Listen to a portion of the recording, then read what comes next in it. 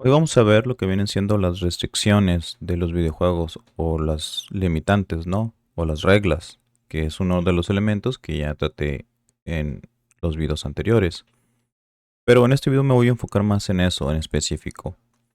Entonces, las reglas o las restricciones en los videojuegos son limitaciones o una serie de condiciones impuestas por el diseñador para canalizar la experiencia del jugador, crear desafíos significativos y definir la identidad del juego. No se trata de quitar libertad, sino de dar estructura a la diversión. Entonces, ¿qué tipos de restricciones tenemos en un videojuego? Yo considero que tenemos restricciones mecánicas, que son como por ejemplo, solo puedes saltar una vez en el aire. Posteriormente a lo mejor puedes saltar dos, pero digamos que de un inicio tienes esa limitante. Tenemos restricciones de recursos. Por ejemplo, las armas tienen munición limitada. Este, Tenemos restricciones de tiempo y espacio. El mapa se reduce cada 2 minutos. O estamos en un mapa, en un nivel que tiene un mapa definido, que no se puede agrandar más de ahí. Y aparte el nivel tiene tiempo. Entonces, como en Mario Bros, que se nos acaba el tiempo y perdemos la vida. Entonces, eso sería un tipo de restricción. Y también tenemos restricciones narrativas. Debe de haber más, pero yo considero que estas son las más comunes. Entonces, un ejemplo de restricción narrativa puede ser que no puedes atacar a un NPC que es importante, ¿no? Que es parte del lore. O a ciertos NPCs o cosas así que ellos te van a contar la historia o que luego son importantes, ¿no? A lo mejor ellos tienen un evento donde se sacrifican o pasa otra cosa. Ese es otro tipo de restricción narrativa. Entonces, las restricciones son una de las herramientas más importantes en el diseño de videojuegos. Entonces, en en el juego de Super Metroid, por ejemplo, no puedes avanzar sin la Morph Ball, sin la morfosfera. Lo que lleva al jugador, por ejemplo, sin sentirte tú forzado a buscar o a, en este caso, en el de Super Metroid, a irte al lado contrario, porque si agarras primero hacia la derecha no vas a poder pasar, ¿no? Necesitas la morfosfera fuercita, entonces cuando te vas al lado izquierdo, pues ya la tomas y entonces cuando te haces bolita o te haces esfera, pues ya puedes pasar ese obstáculo, ¿no? Entonces tienes una restricción aquí meramente al iniciar la partida y tienes que usar la lógica para resolver esa parte y poder avanzar, obviamente. Asimismo, ya sabes para qué te servirá la morfosfera en el futuro.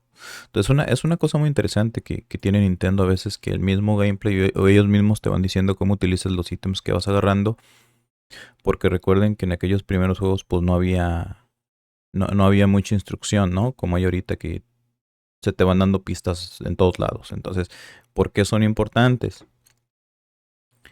Porque enfocan la experiencia, evitan que el jugador se sienta abrumado, como el estamina en el Dark Souls, por ejemplo. Generan creatividad. Si no puedes hacer X o Y cosas, buscarás alternativas, como improvisar las armas en el Breath of the Wild, por ejemplo. Entonces, definen la identidad del juego. Juegos como Celeste, por ejemplo, sin el dash limitado, sería como otro plataformero genérico, ¿no? Entonces, y hay muchísimos ejemplos más. También te ayudan a equilibrar el gameplay del videojuego. Sin estas restricciones, pues los juegos serían triviales y caóticos. Entonces hay que tener en cuenta o hay que tener bien pensadas las restricciones que vamos a utilizar en el juego. Tampoco te pases de lanza y las exageres, ¿no? Porque vas a hacer una experiencia frustrante y es lo que tampoco queremos. Entonces, ¿cómo vamos a implementar las restricciones? Yo creo que eh, vamos a empezar por un core loop limitado. Entonces, vamos a poner un ejemplo. Si tu jugador tiene vidas infinitas, pues no hay tensión. O sea, no hay manera, como no hay manera de perder o de game over, pues no hay, como que se pierde algo. Entonces ponle 3 vidas o una vida para que luego el jugador vaya sintiendo que cada vida importa, ¿no? Hay videojuegos también que, por ejemplo, que llevan estas restricciones al extremo y, por ejemplo, empiezas con un jugador y si muere ese jugador, sigue otro totalmente diferente con otras características. Me parece que en algunos roguelikes o RPGs de algunos tipos utilizan esta mecánica, ¿no? O el permadeath, me parece. Creo que Diablo 3 implementaba también esa mecánica donde tienes el personaje y mueres una vez y ya se murió. O sea, es una sola vida y tienes que seguir con otro personaje o tienes que crearte otro personaje que no tenga permadeath. Entonces, te vas a tener que preguntar en este punto, ¿qué pasa si quito o limito esta mecánica? Eso es muy importante, es pregunta que te tienes que hacer. Entonces, tienes que usar las restricciones para guiar al jugador. En Hollow Knight, por ejemplo, no puedes romper ciertas paredes sin el dash o el martillo, ¿no? Entonces esto evita que se pierda en el mundo. O sea, no te vas a poder ir a zonas donde no puedes acceder porque simplemente no tienes las habilidades para pasar esa parte. Entonces el dash te ayuda mucho y hay otras habilidades donde rompes la tierra. Me parece que haces un slam para abajo y rompes esa parte y te ayuda a acceder a otras áreas. Entonces también tenemos restricciones como recurso escaso, como en Resident Evil, donde la munición es limitada y tienes tú que optar sí o sí si vas a dispararle a un zombie o vas a escapar de él.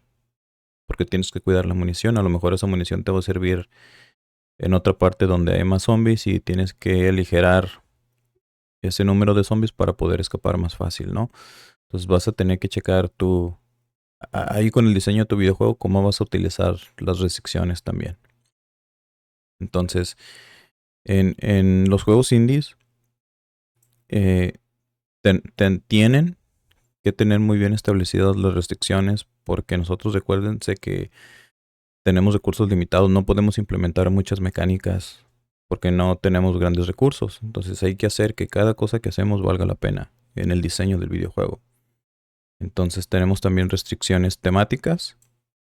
Este, en Papers, Please te hace seguir ciertas reglas burocráticas, ¿no? Absurdas que, que tienes que seguir sí o sí, que es parte del gameplay. Entonces, chequen bien el juego de Papers, Please desde la perspectiva de las restricciones y van a ver y van a notar que está muy bien diseñado el juego, aunque sea nada más como eh, de ser un agente como de inmigración, ¿no? Fíjense, véanlo desde ese ojo clínico ahora, no tanto desde la parte del jugador. Este, también puedes jugar con las expectativas. Undertale rompe las reglas clásicas, porque puedes perdonar a los enemigos en igual de matarlos. Eso es un tipo de restricción también. Y también para mí sería como una restricción narrativa. ¿Por qué? Pues porque esas decisiones que tomas ahorita te van a ayudar mucho a la narrativa del videojuego, que te van a permitir sacar unos finales u otros, ¿no?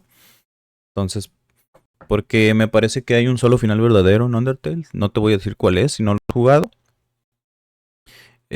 Pero hay un final malo, que creo que es el más común, el que hacemos todos la primera vez que jugamos, y hay otro que es el bueno, pero que a veces estamos tan acostumbrados al tipo de las mecánicas de ese tipo de juegos que ni siquiera pensamos, ¿no? Que hay otra alternativa. En este caso, esa sería una restricción y me parece que está muy bien implementado. Entonces, ¿qué errores tenemos cuando aplicamos las restricciones? Ser arbitrario es un error muy común. Si tú limites algo, debe tener un porqué. El Dark Souls no tiene pausa, no sé si han fijado, que es para aumentar la tensión. Ya ven que los enemigos son más difíciles ahí, o es un juego con una dificultad alta, ¿no? Entonces, ahogar al jugador puede ser frustrante, por ejemplo. En un juego de plataformas donde caigas al agua y el jugador se ahogue o le des muy poco tiempo para que el jugador se ahogue, entonces a lo mejor ahí está mal implementada la restricción. Tienes que balancear esas partes, ¿no? Porque recuerden, no queremos frustrar al jugador. Entonces, Y también tenemos la desventaja que no iteramos entre las restricciones. O sea, nosotros ponemos una restricción que creemos que sí está bien, pero si la iteramos de diferentes maneras, a lo mejor nos damos cuenta de que es mejor eh, una vez que la hayamos iterado, cambiamos cierta mecánica un poquito, en vez de como lo habíamos pensado inicialmente, ¿no? Entonces vas a tener que checar tú si realmente esas restricciones son divertidas o tienen ese significado para que no vuelvas el juego más difícil. Entonces, ¿cómo vamos a aprender a diseñar con restricciones? Primeramente yo creo que vas a tener que pensar analíticamente de cómo las vas a utilizar. Y te vas a hacer una pregunta de por qué yo como diseñador tengo que limitar esto, o tengo que limitar esta mecánica, o estos personajes. ¿Por qué? Entonces vamos a tener que hacernos esa pregunta cada vez que queramos implementar esas restricciones. Este, otra de las maneras que te pueden ayudar para diseñar con restricciones es modifica algún juego existente. Usa, por ejemplo, Super Mario Maker, que es un juego que ya está existente y ese te da muchas herramientas para poner ciertas restricciones. De hecho, es un rubro donde hay muchas personas que juegan los niveles que otras personas crearon y hay niveles impresionantes, ¿no? Y niveles muy difíciles que sí tienen manera de pasarse, pero que son más complejos. Entonces, porque tú digamos que ese tipo de juego le vas cambiando las reglas, es decir, le vas poniendo restricciones más estrictas y entonces estás viendo cómo reaccionan los jugadores a esas restricciones, en este caso a los nuevos niveles difíciles que alguien más hace. Eh, el prototipo también te ayuda para iterar entre cuando vas haciendo restricciones. Es decir, a lo mejor cuando estás en el prototipo te das cuenta de que la mecánica o ciertas restricciones de la mecánica no son tan buenas como en un inicio se pensaba. Ahí es donde llegamos a la parte de la iteración que estuve hablando anteriormente. Entonces, puedes hacer un juego así sencillo donde solo permitas usar un botón. Esa es una restricción. Vamos a decir el de brinco. Entonces, vas a tener que pensarle cómo sacarle jugo a la pura mecánica de brinco. Entonces, tú ahí te estás forzando a generar mejores restricciones nada más con esa mecánica. Entonces, lo que hace memorable a los grandes juegos no solo lo que te permiten hacer, sino lo que nos impiden hacer también. Las restricciones bien diseñadas van a transformar las mecánicas simples en experiencias más satisfactorias, más completas. Veamos cómo títulos clásicos y modernos dominan este arte. Tenemos que ver las restricciones como parte del lenguaje del diseño de videojuegos. En Super Mario Bros. 3, Nintendo estableció una regla simple pero genial. Mario no puede volver atrás en un nivel. Esta limitación obliga al jugador a comprometerse con cada salto y decisión. ¿Sí? Y no es el Mario Bros. 3, perdón, es el Mario Bros. 1. En el Mario Bros. 3 sí se puede volver atrás y hay otros niveles que van avanzando y ahí sí no puedes, ¿no? Pero en Mario Bros. 1, no puedes volver atrás una vez que avanzas. Y me parece muy bien porque de alguna manera el mismo nivel o el mismo gameplay te va diciendo que tienes que ir hacia la derecha, que tienes que continuar sí o sí. Entonces, si añadiéramos un botón de rebobinar, la experiencia perdería esa parte de seguir continuando, ¿no? De que el nivel nos va diciendo que tengamos que continuar yendo hacia la derecha. Entonces, hay que tener en cuenta todos esos detallitos. En un ejemplo más moderno, por ejemplo en Celeste, tu personaje solo puede saltar, agarrarse y hacer un dash a la vez en el aire. Parece limitado, pero estas restricciones también son la base de uno de los plataformeros más profundos jamás creados, que es Celeste. Entonces, y si se ponen a pensar un momento detenidamente, Mega Man X de Super Nintendo también tiene esas mismas restricciones. Junto con más mecánicas, obviamente, ¿no? Del cambio de armas y todo eso. Pero si lo vemos desde ese punto, Celeste tiene poquitas mecánicas de restricciones que tiene Mega Man X, que son el brincar, agarrarte de una pared y el dash. Y qué interesante que solamente con esas restricciones o esas pocas mecánicas ya es un juego totalmente diferente. Con una experiencia de juego totalmente diferente. Este, también tenemos, por ejemplo, que pensar que la limitación se convierte en una identidad. Por ejemplo, en el juego del Mega Man 2 de NES, este es brillante, yo creo, por su sistema de armas con munición limitada en aquel momento. Entonces, no puedes abusar del Metal Blade, aunque es el arma más rota de la historia de los videojuegos. Está rotísima, porque se acaba. O sea, aunque sea el arma más rota y más fuerte, se llega a acabar. O sea, no es infinita, pues. Entonces, esto te va a forzar a ti como jugador a dominar todas las herramientas que tiene a su alcance, que son las otras armas, ¿no? O los otros disparos. En este caso, todo el arsenal que va obteniendo mientras derrotas a más Robot Masters. Entonces, en un ejemplo más moderno, como el Doom Eternal, creo que se lleva esto más al extremo. Si no usas todas tus armas y recursos, como la sierra o el lanzallamas, literalmente no sobrevivirás. O sea, la escasez también es parte del ritmo que lleva este juego. Entonces aquí vemos cómo las restricciones bien implementadas en el diseño del videojuego también te hace o están presentes más que nada en la parte del videojuego. Con juegos que son actuales y con juegos que son antiguos, ¿no? Estoy hablando de la época de los 80 con el Nintendo, en el caso del Mega Man. Y de Doom que salió creo que por el 2018, por ahí. 2019, cuando mucho. Entonces, también tenemos restricciones que nos cuentan historia, que se vuelven parte de la historia. En el Zelda Breath of the Wild, parece un mundo abierto sin límites, pero su genialidad también está en lo que no te deja hacer al principio. Entonces las armas se rompen, te estás forzado a improvisar, a recolectar armas cuando inicias, a recolectar manzanas porque es la única manera que tienes para comer al inicio, mientras te das cuenta que las puedes cocinar, ¿no? Y eso es bien interesante porque todo eso, no sé si lo han notado, pero son restricciones. Poco a poco el juego te va permitiendo obtener más ítems y con esos más ítems los vas combinando o vas tú pensándole bien cómo es que le puedes hacer para ir, para darle continuidad a la historia de ese juego. Entonces, también los ambientes de frío y de calor te matan. O sea, si no vas preparado, estas también son restricciones. El ambiente, o sea, si no vas preparado con ropa para frío, el mismo ambiente te empieza a quitar vida y puedes morir también en la parte del calor. Entonces, te fuerza de alguna manera que tengas que buscar un equipo necesario para poder pasar ese obstáculo.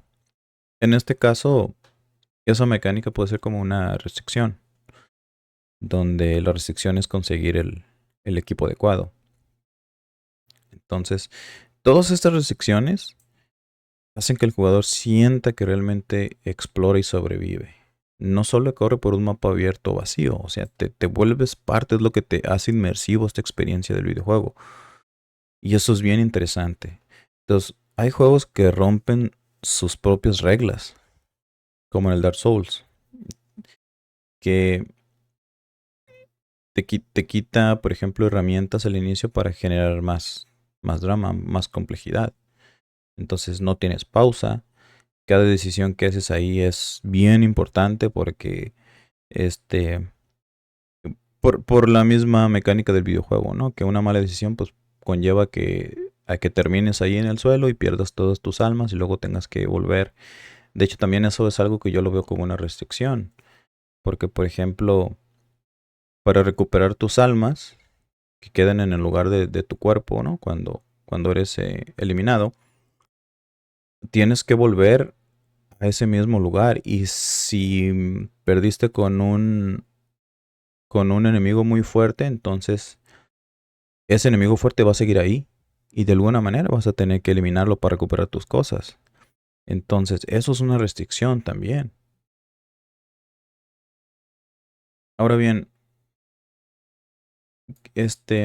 se puede decir que una restricción también va a definir un género. Los Battle Royale, por ejemplo, como Fortnite o Warzone, son pura restricción. El mapa se reduce forzando encuentros. Solo puedes llevar un puñado de armas.